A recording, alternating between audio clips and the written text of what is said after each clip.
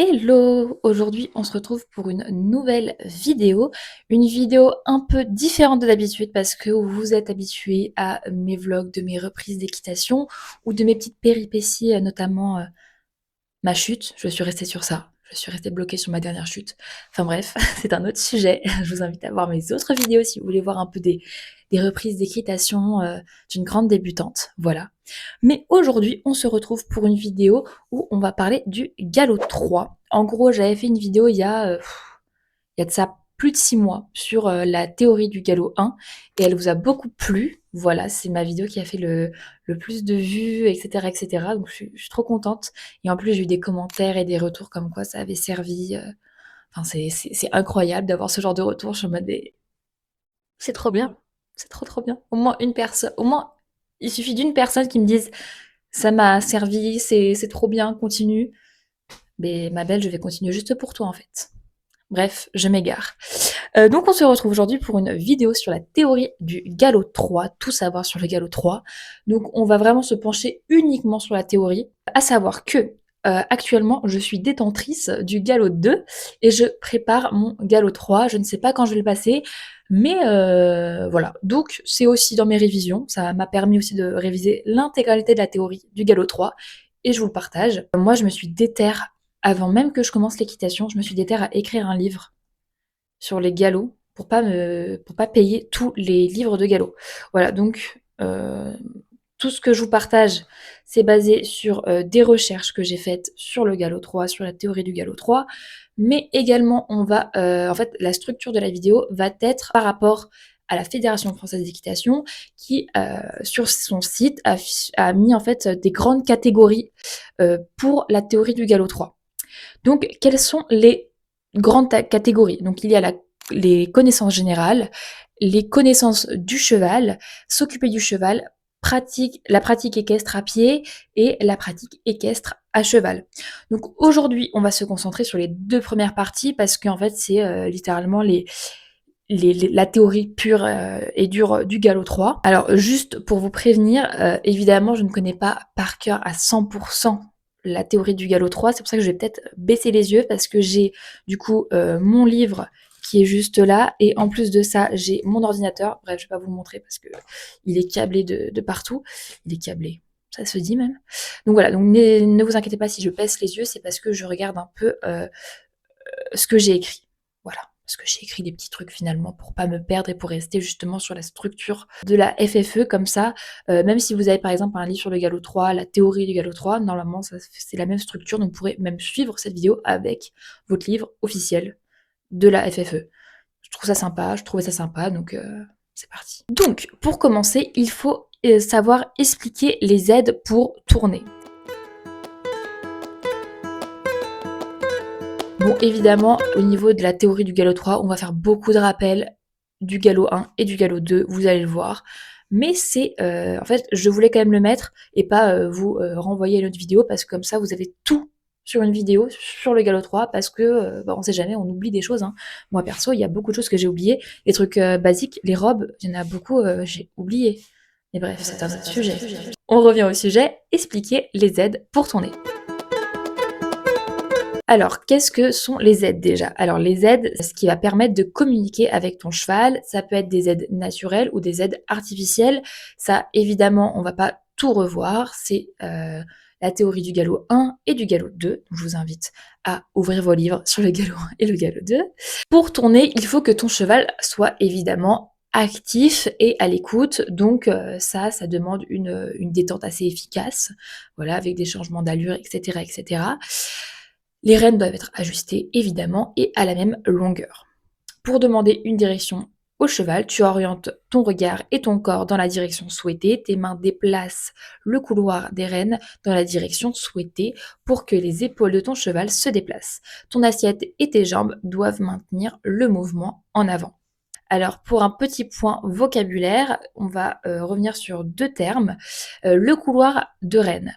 Le couloir de rêne, c'est quoi? C'est le couloir formé par les deux rênes utilisées en même temps pour déplacer les épaules de ton cheval, soit à gauche, soit à droite. Et on va revenir aussi sur un second terme qui est le pli. Le pli, qu'est-ce que c'est? C'est la légère flexion latérale de l'encolure du cheval quand il tourne. Tout simplement, c'est à différencier de la... J'ai plus le mot. Le pli... Oui. Bah, je vais le mettre à l'écran parce que je ne sais plus. Voilà, j'ai un trou. C'est le pli, c'est juste l'encolure, et après, quand c'est tout le corps, c'est un autre terme.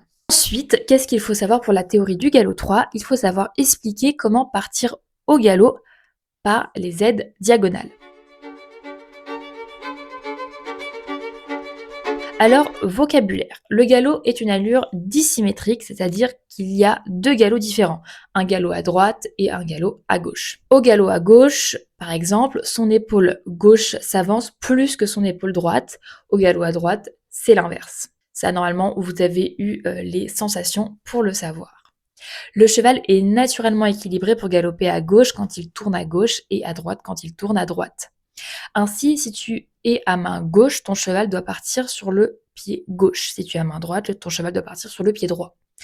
Si ton cheval galope sur le bon pied, on dit qu'il est à juste. S'il ne galope pas sur le bon pied, on dit qu'il est à faux. Les aides du départ au galop, c'est donc reculer la jambe extérieure en arrière de la sangle, garder ta jambe intérieure à la sangle, garder un contact avec ta reine intérieure et tendre un peu plus la reine extérieure.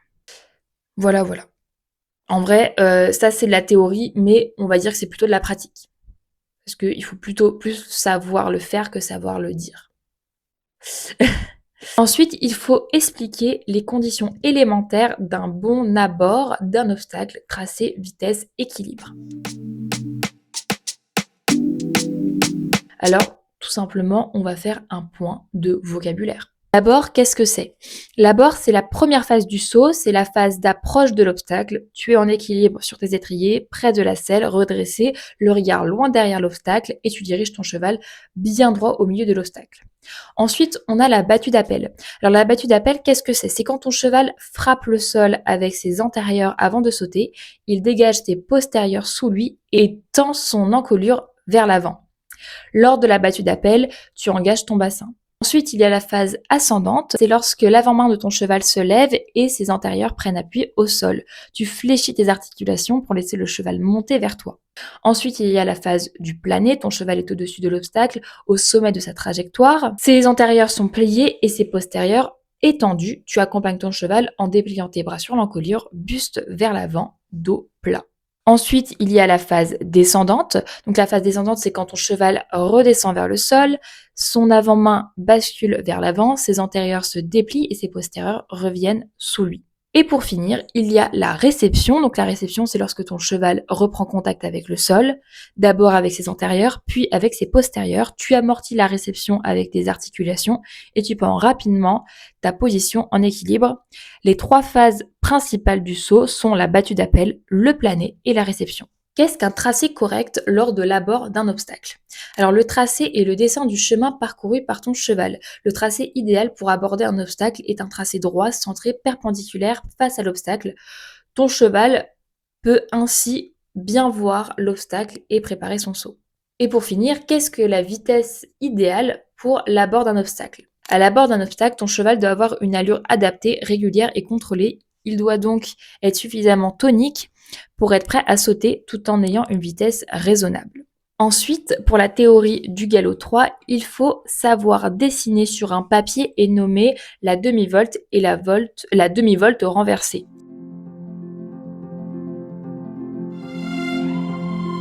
Donc pour ça, je vais vous mettre deux schémas des deux différentes figures. Évidemment, il faut connaître les autres figures vues au galop 1 et au galop 2, mais ajouter celle-ci.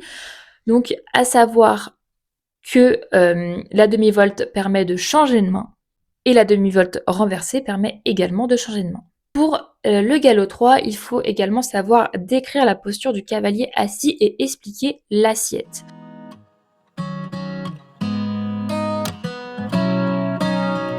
Alors qu'est-ce que l'assiette? L'assiette est la qualité de ton assise qui te permet de garder ton équilibre et ton aisance en toutes circonstances. C'est assez simplement défini, mais en réalité, c'est pas plus compliqué que ça. Qu'est-ce que la position idéale à cheval? Donc, il faut être sur ses ischions. Je sais pas comment on le dit, ischions, c'est les os pointus en bas du bassin. Il faut être dressé, il faut être grandi grandi sans se raidir. Il faut avoir la tête droite et regarder ton objectif, ta direction où tu veux aller. Tes épaules sont ouvertes et d'aplomb. Il faut placer les bras le long du corps, coudes à demi pliés. Il faut garder les mollets en contact avec les flancs du cheval sans serrer, chausser ses étriers au tiers du pied, placer tes talons plus bas que ta plante de pied, les talons plus bas quoi. En fait, la clé un peu de ce qu'on voit souvent en réalité chez les cavaliers pros, c'est le recherche d'un alignement vertical tête, bassin, talon. Voilà. Avec peut-être les épaules aussi, tête, épaules, bassin, talon. Voilà. Et évidemment, suivre les mouvements de ton cheval. Ensuite, il faut expliquer la raison du changement de diagonale au trot enlevé.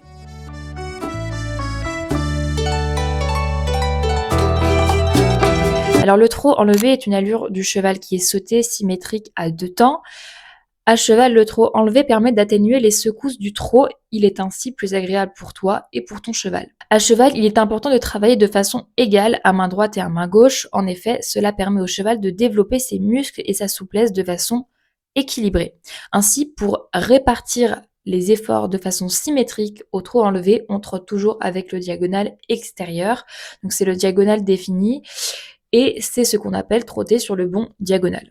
Pour trotter sur le bon diagonal, il faut d'abord savoir identifier quelle diagonale s'avance. Le diagonal droit est composé de l'antérieur droit et du postérieur gauche. Le diagonal gauche est composé de l'antérieur gauche et du postérieur droit. Si tu souhaites trotter sur le diagonal droit, tu dois te lever sur tes étriers quand l'épaule droite s'avance. Si tu souhaites trotter sur le bon diagonal, le diagonal extérieur, tu dois te lever quand l'épaule extérieure s'avance. L'épaule extérieure, c'est celle qui est du côté du pare-bottes dans un manège, du côté de la lisse dans une carrière. Ensuite, il faut savoir expliquer l'action des aides, agir, résister et céder. Alors, c'est souvent des termes qu'on emploie beaucoup, que vos monitrices sûrement ou moniteurs vont sûrement beaucoup employer. Donc, les aides du cavalier sont essentielles pour la communication avec le cheval. Elles permettent au cavalier de transmettre des aides claires et cohérentes au cheval. L'accord des aides repose sur 3 actions fondamentales: agir, résister et céder. Agir consiste à demander une réponse au cheval à l'aide des jambes, de l'assiette et des mains. Résister permet de contenir ou canaliser le mouvement du cheval sans tirer ni bloquer brutalement. Et céder correspond au relâchement de l'aide dès que le cheval répond correctement. Cette succession logique permet au cheval de comprendre la demande et d'y répondre dans le calme et l'équilibre. Pour le galop 3, il faut savoir également identifier quelques disciplines équestres sportives et savoir leurs caractéristiques.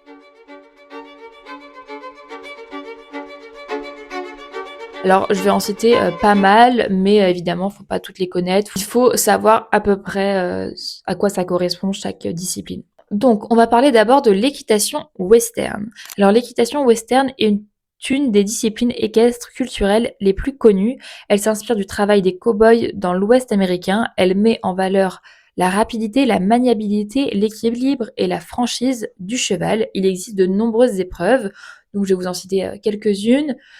Le reining, alors par contre la prononciation, ça va être une catastrophe, hein, on va pas se mentir. Le reining, une épreuve de dressage rapide et spectaculaire. Le barrel race, une course autour de 3 tonneaux. Le trail, un parcours de maniabilité. Le pole bending, un parcours en slalom. Ensuite, on peut parler de l'équitation de travail. Alors l'équitation de travail rassemble les équitations de tradition, Camargue, western, doma vaquera, mais aussi portugaises. Elles mettent en valeur les techniques de travail du bétail et les qualités spécifiques du cheval. La présentation, la tenue du cavalier, le toilettage et le harnachement du cheval sont aussi évalués et doivent être conformes à la tradition. Ensuite, on a une discipline un peu plus connue qui est le hunter. Le hunter a été conçu pour entraîner les cavaliers de chasse à court en dehors de période de chasse. L'objectif est de développer l'aptitude à l'obstacle avec style et élégance. Il s'agit d'évaluer un parcours de saut d'obstacle avec finesse et harmonie. Un soin particulier doit être apporté à la tenue du cavalier et au toilettage du cheval. Dans le hunter équitation, le jury évalue la position, le niveau d'équitation et l'emploi des aides du cavalier. Dans le hunter style, le jury évalue le modèle, la locomotion et le style à l'obstacle du cheval. Ensuite, on peut parler du trek. Alors le trek signifie technique de randonnée équestre de compétition. Il s'inspire des situations rencontrées en extérieur et peut se pratiquer monté ou en attelage. Le trek comprend 4 épreuves ou tests. La présentation du couple, la maîtrise des allures, le parcours d'orientation et de régularité et le parcours en terrain varié. Donc le cheval et le cavalier, donc le couple, va être amené à franchir plusieurs dispositifs naturels à pied ou à cheval. Ensuite, on peut citer l'équifun. L'équifun est un parcours composé de dispositifs variés et ludiques à enchaîner le plus rapidement possible. L'équifun permet de mettre en valeur la maniabilité, le saut et l'adresse du couple cavalier-cheval. L'équifile, ça ressemble, mais c'est pas pareil. L'équifile est une discipline où le cavalier évolue à pied à côté de son cheval. Il choisit les tests, épreuves qu'il souhaite réaliser avec son cheval pour mettre en valeur leur complicité. Il existe 20 tests différents comme le slalom, le cercle, le 8, les embûches. L'équifile permet de mieux comprendre et de mieux communiquer avec le cheval. Pour finir, alors il y en a encore plein d'autres disciplines, mais on va finir sur une dernière qui est le ski joring. C'est un peu plus fun. Enfin un peu plus fun, non mais c'est un peu fun. Le ski joring, toujours la prononciation un peu cata, est un sport de glisse où le cavalier chaussé de ski est tracté par un ou plusieurs chevaux. Les épreuves sont le slalom géant, le slalom spécial, la vitesse et la maniabilité. Il peut aussi se pratiquer sans neige, sur un terrain glissant, sable, herbe, ou avec des rollers, le roller joering. Un peu la cata. Donc voilà pour ce qui est des connaissances générales. On en a fini pour cette première catégorie dans la théorie du galop 3. Et maintenant, on va parler des connaissances du cheval. Alors tout d'abord, il faut savoir expliquer la répartition des activités du cheval à l'état naturel.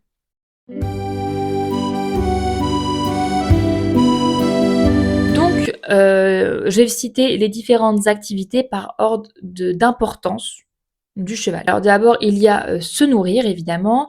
Donc le cheval va se nourrir pendant plus de 12 heures par jour, ce qui est assez conséquent, la moitié d'une journée. Ensuite, il va aussi se reposer. Donc le cheval passe entre 6 à 7 heures à se reposer. Donc il peut dormir sur ses 3 pieds, debout du coup, ou dormir allongé, couché. Pas allongé, couché. Mais ça, c'est un peu plus rare. Souvent, on retrouve les chevaux qui dorment sur 3 pieds. Le cheval se déplace également. Il se déplace entre 1 à 2 heures par jour. C'est souvent pour trouver de l'herbe, de l'eau, un abri ou un endroit pour se rouler. Ensuite, il y a d'autres activités qui sont moins importantes, on va dire, qui vont être l'observation. Donc le cheval consacre entre 1 à 2 heures par jour pour l'observation. Mais comme les chevaux sont en groupe, ils vont se relayer. Voilà. Les interactions évidemment avec les chevaux. Donc les chevaux vivent en groupe à l'état naturel. Ils se regroupent par affinité et jouent ensemble ou effectuent une toilette mutuelle, ce qui est très mignon. Également, ils vont se rouler. Ils aiment aussi se rouler car ils peuvent ainsi se gratter et s'étirer leur corps. Étirer leur corps. Voilà. C'est pas très français tout ça. Et pour finir, il y a les roulades. Donc les chevaux, ils vont se rouler pour étirer leur corps et se gratter l'intégralité de leur corps. Là, plus on avance, plus je vais commencer à bégayer puisque voilà quoi. Je parle beaucoup. Ensuite, il faut savoir expliquer ce que sont le troupeau, la hiérarchie, la dominance, les affinités, l'instinct grégaire et leurs conséquences.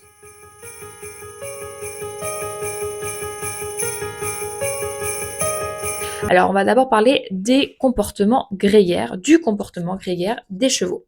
Alors, le cheval est un animal qui a un comportement grégaire, c'est-à-dire qu'il vit en groupe. En effet, les animaux herbivores vivent en liberté, en groupe à l'état naturel, pour se protéger des prédateurs. Le cheval a gardé ce comportement, c'est donc un animal sociable qui aime le contact. Il n'aime pas être seul, c'est pourquoi il est important qu'il soit avec d'autres chevaux. Donc maintenant, on va essayer de comprendre la relation entre les chevaux.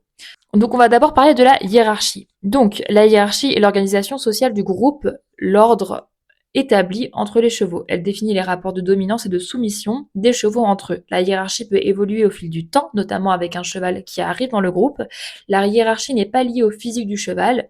Ainsi, un poney peut être dominant d'un groupe composé de chevaux et de poneys. De plus, la hiérarchie change d'un groupe à l'autre. Ainsi, un cheval dominant dans un groupe, ainsi un cheval dominant dans un groupe ne le sera pas forcément dans un autre.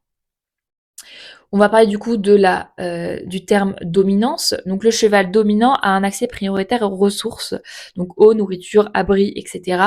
Lorsque la hiérarchie n'est pas encore clairement établie, la dominance se manifeste par les coups de pied, les morsures, les décharges. Les chevaux essaient de s'impressionner une fois que la hiérarchie est clairement établie, la dominance est plus discrète, oreille couchée, pied levé. Ensuite, on peut parler de la soumission du coup. Le cheval soumis laisse passer le cheval dominant et attend pour céder aux ressources. Voilà. Tu peux connaître la hiérarchie d'un groupe en observant les attitudes des chevaux entre eux. Et pour finir, on va parler de l'affinité entre les chevaux. Donc les chevaux ont souvent un ou plusieurs congénères préférés. Tu peux repérer les affinités entre les chevaux en les observant. Tu verras que certains chevaux aiment passer du temps l'un à côté de l'autre. Ils effectuent ainsi parfois un toilettage mutuel en mordillant les zones qu'ils ne peuvent pas atteindre tout seuls, notamment l'encolure, le garrot ou le dos. Voilà pour ce qui est des définitions. Maintenant, on va parler des différentes litières. Donc, concernant les différentes litières, on en a plusieurs. Donc, on a d'abord la paille. La paille est constituée de tiges de céréales séchées. Elle est de couleur jaune et a une odeur agréable. C'est la litière la plus économique et la plus utilisée. Et ensuite, on a les copeaux de bois, donc utilisés pour les chevaux allergiques à la poussière de paille. Ils se présentent sous la forme de copeaux assez gros et secs. Les autres litières, notamment, sont utilisées selon les zones géographiques. Les copeaux de papier, les copeaux de lin, les copeaux de bois, les granulés de bois, le chanvre, la sciure ou la tourne. Maintenant, on va se concentrer sur le cheval lui-même, son physique. Il faut savoir nommer et situer les parties extérieures. Donc pour cela, je vais vous mettre évidemment un schéma avec les parties du corps du cheval. Je vais vous les citer une à une. Donc il faut savoir situer les parties suivantes. La tête, le chanfrein, les naseaux, l'encolure, le poitrail, le garrot, les épaules, le dos, les reins, les côtes, le flanc, le passage de sangle, le ventre, la croupe, les hanches, la queue et les sabots. Voilà. À savoir que il y a une avant-main, le corps, et une avant-main. Il y a l'avant-main, le corps et l'arrière-main. Et évidemment, il faut savoir citer les membres du cheval. Donc, on a les antérieurs et les postérieurs. Donc, comme partie, on a les genoux, le canon, le boulet, le pâturon, la couronne, la châtaigne, le fanon, le jarret, le tendon et le sabot. Ensuite, il faut savoir nommer les différentes parties du sabot du cheval. Avec ceci, je vous mets une photo. Donc, on a le glome, la lacune médiane, la fourchette, la barre, la lacune latérale, la sole, la ligne blanche, le talon, le quartier, la mamelle et la pince. Pour continuer, il faut savoir expliquer le rôle de l'entretien des pieds et de la ferrure. Alors, pourquoi graisser les sabots d'un cheval? Alors, graisser les sabots du cheval est une épreuve incontournable de l'entretien de ses pieds. En effet, le sabot est constitué de cornes et il est important de l'entretenir régulièrement. Ainsi, cela permet de protéger, nourrir et réparer la corne. Le pied reste alors souple et joue donc parfaitement son rôle d'amortisseur. Cela apporte donc plus de confort à ton cheval. Cela donne aussi de la brillance aux pieds et un joli effet esthétique. Comment graisser les sabots d'un cheval. Avant de graisser les pieds de ton cheval, il faut mettre des gants pour protéger tes mains et surtout des chaussures fermées pour protéger tes pieds. Ainsi, les étapes pour graisser les pieds de ton cheval. Donc, il faut curer les pieds du cheval, brosser la sole et les lagunes, pardon. Avec un pinceau à graisse, appliquer la graisse sur tout le dessous du pied de ton cheval, la sole, les glomes, la fourchette et les lacunes.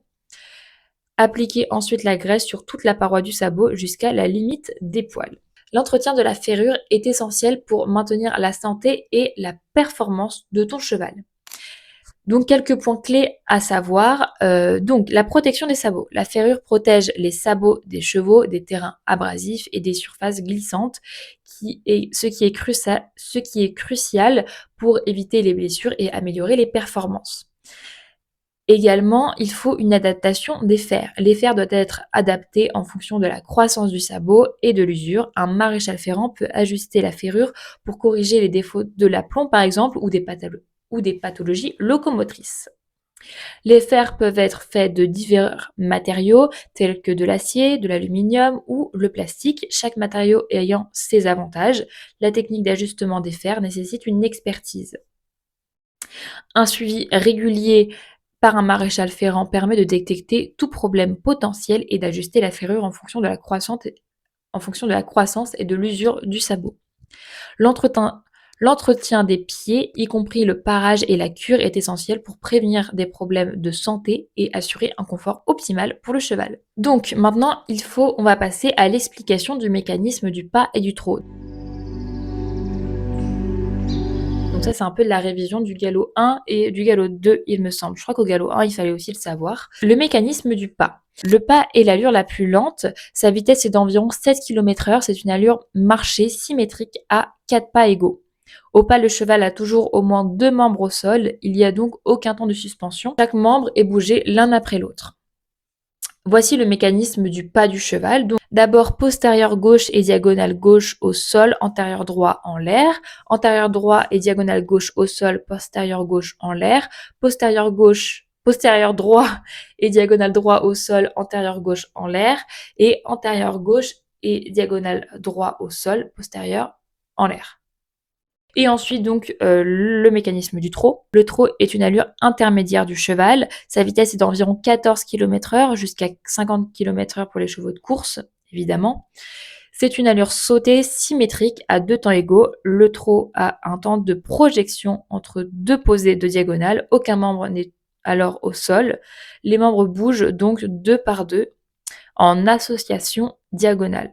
Le mécanisme, c'est le suivant. Diagonale droit au sol, diagonale gauche en l'air, projection, diagonale gauche au sol, diagonale droit en l'air, projection.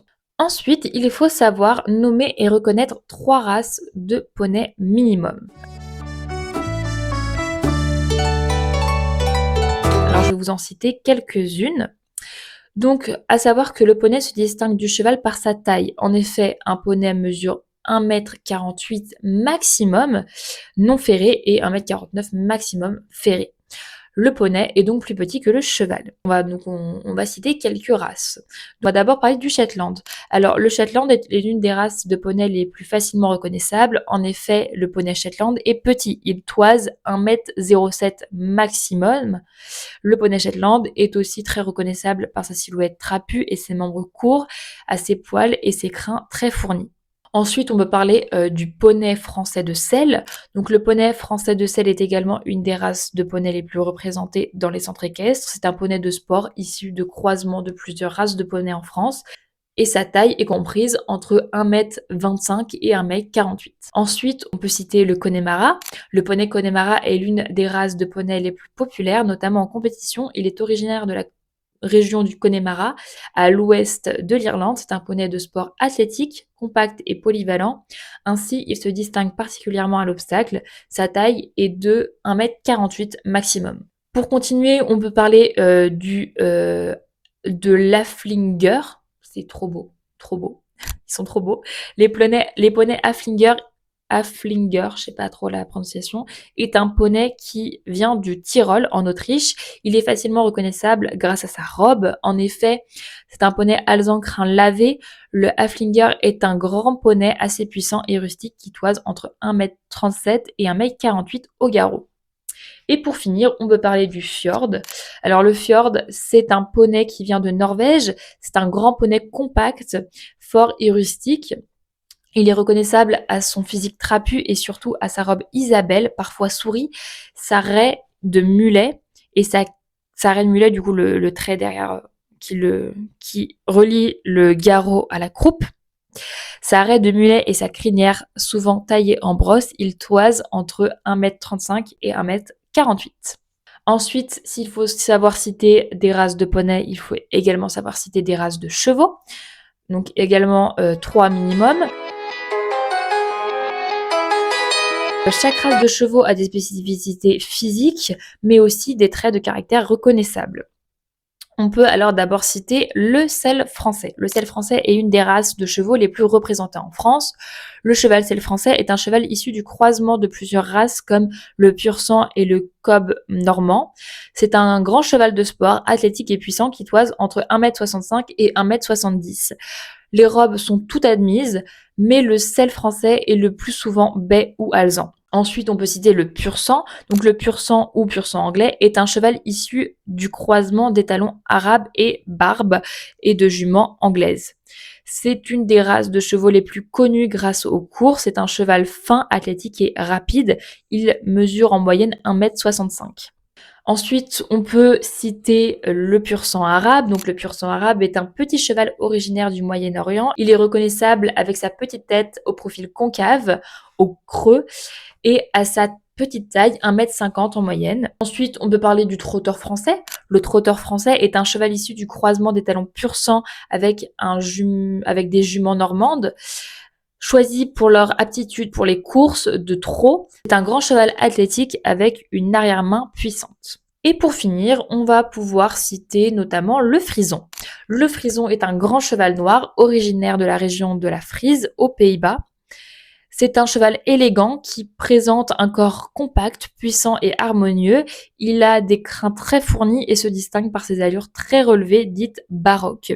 C'est un grand cheval qui toise entre 1,55 m et 1,75 m au garrot. Voilà pour ce qui est des grandes races de chevaux. Ensuite, il faut savoir reconnaître et nommer les différents épis. À savoir qu'un épi est un ensemble de poils orientés autour d'un point sur le corps, la tête ou la crinière du cheval. L'épi du cheval peut avoir une orientation convergente, les poils se dirigent vers un même point, ou une orientation divergente, les poils s'éloignent du point. La description des épis fait partie des étapes de l'identification du cheval. En effet, c'est une des 4 étapes de l'identification du cheval qui sont le sexe, la robe, les marques et les épis. Pour décrire les épis du cheval, il faut d'abord indiquer la position de l'épi sur le corps du cheval, donc la partie du corps, le front, l'encolure, le côté gauche ou droite, et également la hauteur à laquelle se situe l'épi. Il faut ensuite préciser les caractéristiques de l'épi. Donc s'il est mélangé, si l'épi présente un mélange de poils de couleur, s'il est spiralé, donc c'est-à-dire que si les poils divergent en tournant, et s'il est confus notamment, si le point central de l'épi est peu visible. Le cheval a souvent plusieurs épis sur l'ensemble de son corps. Ensuite, c'est l'avant-dernière sous-catégorie. Ensuite, il faut savoir reconnaître, nommer et décrire les déclinaisons du bai et de l'alezan. Donc, le bai et l'alezan font partie des robes de base. Chacune de ces robes a plusieurs déclinaisons. Donc, les déclinaisons du bai. La famille du bai est composée de 3 robes. Les robes de la famille du bai ont les extrémités noires, la peau noire et les yeux foncés. Le cheval bai a des poils fauves, des crins et des extrémités noires, la peau noire et les yeux foncés. Un cheval Isabelle a les poils jaunes à dorés, des crins et des extrémités noires, la peau noire et des yeux foncés. Un cheval souris a des poils gris cendré, des crins gris cendré à noir, des extrémités noires, une peau noire et des yeux foncés. Et ensuite, pour ce qui est de la déclinaison de l'alezan. Donc la famille de l'alezan est composée de 4 robes. Les robes de la famille de l'alezan, ouais, c'est français, de la famille de l'alezan ont des poils fauves, l'écrin fauve, plus ou moins clair que la robe, et les yeux foncés et la peau foncée ou claire, mais jamais rose. Donc, un cheval alezan a des poils fauves, des crins fauves, des extrémités claires, une peau foncée ou claire et des yeux foncés. Un cheval alezan brûlé a des poils café noir, des crins café noir, des extrémités claires, pas blanches, claires, une peau claire et des yeux foncés. Le cheval café au lait a des poils café au lait, des crins café au lait, des extrémités claires, une peau claire et des yeux foncés. Oula, je me trompe. Un cheval palomino a des poils fauves clairs à dorés, des crins blanc argent, des extrémités claires, une peau foncée ou claire et des yeux foncés. Pour finir, pour cette dernière sous-catégorie, il faut savoir reconnaître et nommer les différentes marques blanches, listes, en tête et balzane. Alors pour le point vocabulaire, les marques blanches du cheval sont des zones de poils blancs. Elles sont distinctives du reste de sa robe, c'est-à-dire qu'elles ne sont pas de la même couleur que sa robe. Blanc sur alezan, blanc sur baie, blanc sur gris. Elle permet d'identifier les chevaux. Les marques blanches du cheval se nomment selon leur emplacement, leur forme et leur taille. Donc il y en a 3 types. On a d'abord l'entête, une marque blanche sur le front du cheval. Elles peuvent être rondes, une pelote, ovale ou losange ou de forme irrégulière. Ensuite, on a la liste, une marque blanche verticale sur le chanfrein du cheval. Elle peut être étroite, large, très large, donc qui s'appelle belle face, droite ou déviée. Lorsqu'elle se prolonge jusqu'aux lèvres, on dit que le cheval boit dans son blanc. Et pour finir, il y a les balzanes. Donc les balzanes, c'est une marque blanche sur un membre du cheval, entre le pied et le genou, ou entre le pied et le jarret. Elle se nomme selon la partie du membre où elle s'arrête, balzane au-dessus du boulet, au genou, etc. Si elle est très petite et ne fait pas le tour du membre, on parle de trace de balzane. C'est un principe de balzane si elle fait le tour du membre mais ne remonte pas vers le pâturon. À l'inverse, si elle est grande et monte au-dessus du genou ou au-dessus de la pointe du jarret, on la nomme balzane au chaussé. C'est une balzane chaussée si elle monte en dessous du genou ou du jarret du cheval. Ouf, c'était intense. Il y avait beaucoup d'infos là. Écoutez-moi bien, ma vidéo du galop 1 n'a rien à voir. Il y avait beaucoup moins d'infos, beaucoup moins de théories, beaucoup moins de choses à apprendre. Bon, après, en soi, c'est pas hyper technique, mais il faut savoir. Voilà. Donc, on en a fini pour la théorie du galop 3. C'était intense, comme je viens de le dire. Intense. Intense. J'espère que cette vidéo vous aura plu. J'espère qu'elle va vous aider dans vos révisions du galop 3. Même si vous êtes en train de passer le galop 2 ou quoi, ça peut toujours servir parce que c'est mieux de connaître plus que pas assez. Quand on peut plus, on peut moins. Voilà. J'espère que cette vidéo vous aura plu et peut-être qu'on refera une autre vidéo similaire. Peut-être qu'on va faire une vidéo sur le galop 2, galop 3 en parlant de la pratique. On verra. On verra suivant comment vous appréciez cette vidéo. Sur ce, je vous fais plein de bisous et on se retrouve dimanche prochain pour ma vidéo de ma reprise d'équitation, tout simplement, de samedi. Ça va peut-être un peu fun parce que je crois qu'on fait de l'équi fun à mon cours d'équitation. Enfin bref, c'est un autre sujet et ce sujet sera traité dimanche. Donc on se retrouve dimanche. Je vous fais plein de bisous. Et moi, il faut que j'aille faire mon montage de vidéo parce que là, je vous filme cette vidéo mercredi matin et il faut que je la poste à 18h. Donc j'ai du taf. Bref, plein de bisous et à dimanche.